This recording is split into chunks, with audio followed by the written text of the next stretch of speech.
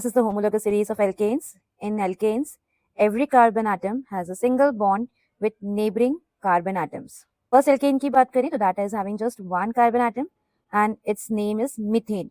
So meth is the root word used for a single carbon atom. Then if two carbon atoms are there, then the prefix used is eth and ane represents all the bonds are single bonds. C3H8, that is called propane. So pro is the prefix used when three carbon atoms are there and ane is used to show that all the bonds are single bonds. Next comes butane, C4H10. So but represents four carbon atoms and ane shows all the single bonds. Similarly, pentane, pent word stands for five carbon atoms. The general formula of alkanes is CnH2n plus 2. Means if the number of carbon atoms is suppose 4, then the number of hydrogen atoms is 2 into 4, that is 8, plus 2, that is 10. So if it's C4H10. Alkene series में double bond place होता है दो carbon atoms के बीच में और ये सिर्फ एक ही प्लेस पर होगा. मतलब कार्बन एटम्स का नंबर कितना भी हो बट डबल बॉन्ड आप एक ही जगह पे शो करोगे. इसका जनरल फॉर्मूला होता है CnH2n, मतलब जितने भी कार्बन एटम्स हैं उसके डबल होंगे हाइड्रोजन एटम्स. तो अगर C2 है तो हाइड्रोजन 4 होंगे.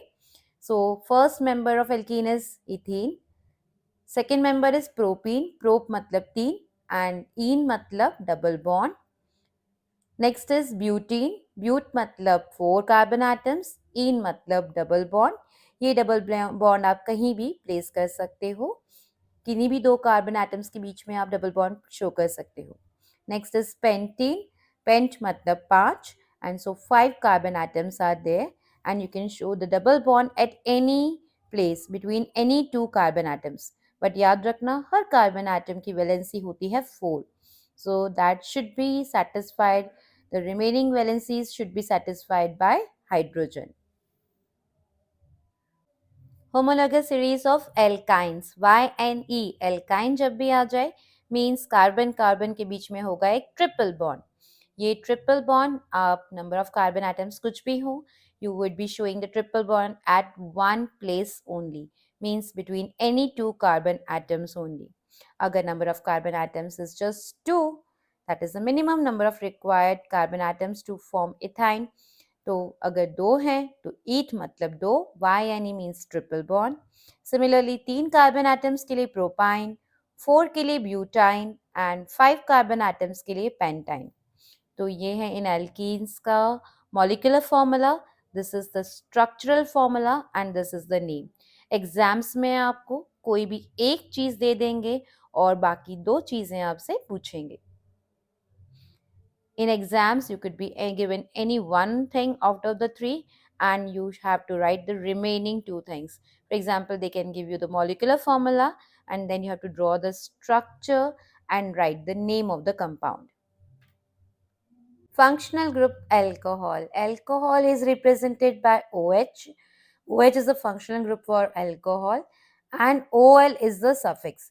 तो अगर इसमें एक कार्बन एटम है तो नाम में प्रीफिक्स आएगा myth for one carbon atom and all for alcohol group. It could be having 2 carbon atoms, तो नाम हो जाएगा eth for 2 carbon and all for alcohol group.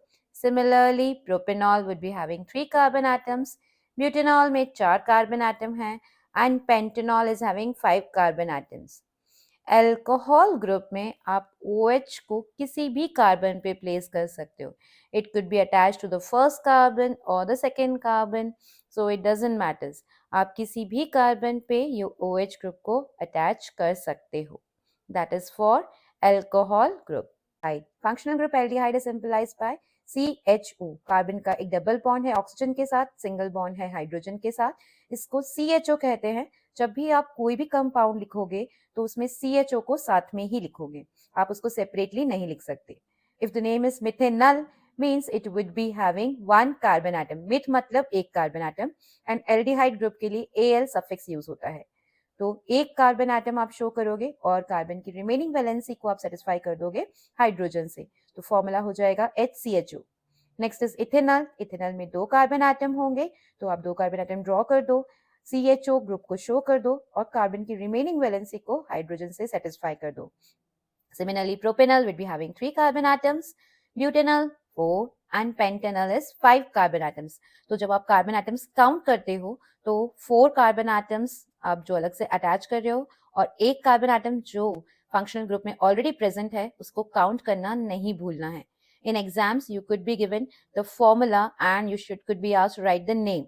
तो इसमें ध्यान रखना है नाम लिखते वक्त आपको टोटल कार्बन एटम्स काउंट करने हैं. That will include the carbon atoms that are present in the functional group. So this is about aldehyde functional group. Ketone is a very interesting functional group. C double bond O represents ketone group. इसके नाम में ही है one because it's very special one. So it is always having bodyguards. Means ketone functional group CO के एक carbon right में और एक carbon left में हमेशा होगा ही होगा. तो minimum number of carbon atoms that will form the first ketone is propanone, जिसमें एक राइट में और एक लेफ्ट में कार्बन एटम होगा. It's butanone, so it will be having 4 carbon atoms. 4 में से 2 राइट में एक लेफ्ट में कर सकते हो और vice versa. But CO group आपको बीच में ही प्लेस करना है. अगर हम पेंटेनोन की बात करें तो it could be having 2 carbon atoms on right and 2 carbon atoms on left of the ketone CO group. और आप एक साइड में एक कार्बन और एक साइड में 3 कार्बन भी प्लेस कर सकते हो. Both these structures are of pentanone only. If I ask you which is the third member of ketone group, then it is pentanone, not propanone, क्योंकि propanone तो first member है. Halogens is the easiest of all the functional groups. तो halogens में हो सकते हैं fluoro if fluorine is attached, chloro that is chlorine is attached, bromo that is bromine is attached, or it could be iodo if iodine is attached. Now if fluorine is attached and one carbon atom है तो नाम हो जाएगा fluoromethane. अगर chlorine group attach है और total carbon atoms 2 हैं तो इट्स क्लोरोइथेन. अगर नंबर ऑफ कार्बन एटम्स 3 है तो प्रोपेन आएगा और प्रेफिक्स आ जाएगा ब्रोमो फॉर ब्रोमीन. अगर 4 कार्बन एटम्स हैं तो ब्यूटेन वर्ड आएगा और अगर फंक्शनल ग्रुप अटैच आयोडीन है तो नाम में आ जाएगा iodo butane. If the functional group is chlorine and total number of carbon atoms is 5, then the name would be chloropentane. तो बस एल्केन का नाम लिख दो और सामने लिख दो जो भी फंक्शनल ग्रुप अटैच्ड है.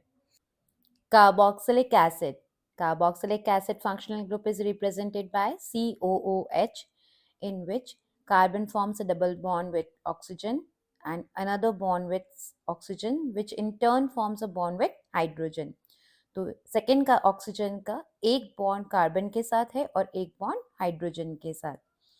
सो if it's this is carboxylic acid, इसके लिए अगर सफिक्स यूज किया जाएगा that is oic acid. I hope you remember methanoic acid which is there in ant sting, bee sting, nettle plant sting. तो इसमें methanoic acid आपने पढ़ा था and that is having 1 carbon. Meth मतलब 1 carbon. तो एक कार्बन कंटेन है तो जो फर्स्ट एसिड होगा that will be methanoic acid. उसमें एक ही कार्बन एटम होगा that is already there in the functional group. अब बस उसके साथ एक हाइड्रोजन अटैच हो जाएगा. तो जो फॉर्मूला होगा दैट वुड बी HCOOH. आप इसको H2 या फिर O2 के फॉर्म में नहीं लिख सकते. ये फॉर्मूला आपको as it is functional group साथ में ही होना चाहिए COOH एंड उसके साथ में H अटैच्ड है. Next is ethanoic acid. Ethanoic acid ईट वर्ड आ रहा है मतलब total number of carbon atoms should be 2. Total 2 carbon atom draw कर दीजिए and then COOH that is carboxylic acid group and then second carbon की remaining valency आप hydrogen से कंप्लीट कर दो. So that will give you ethanoic acid that is CH3COOH.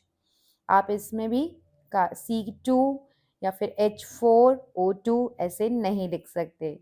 COOH has to be written together only. Next is propanoic acid, that is again having 3 carbon atoms. Prop means 3 carbon atoms, so it will be having 3 carbon atoms, COOH. So it will be C2H5, that is the 2 carbon atoms, and COOH. Then butanoic acid. Butanoic acid में भी total number of carbon atoms आप 4 draw कर दो. Last carbon पे carboxylic acid group that is COOH show कर दो and then you just show the number remaining hydrogen atoms with the carbon. So every carbon has a valency of 4, उस valency को आप complete कर दो hydrogen के साथ। एग्जाम्स में आपके ये फंक्शनल ग्रुप्स में ये 3 चीजें होती हैं, structural formula, molecular formula and name. इन 3 में से कोई भी एक चीज आपको दे देंगे और remaining 2 would be asked to you. Suppose if they give you the name butanoic acid, they would ask you to write the formula and the structural formula. Similarly, they can give you the formula and they can ask you the name of the compound. तो कोई भी 2 चीजें given होंगी, the third thing you have to write it down by yourself.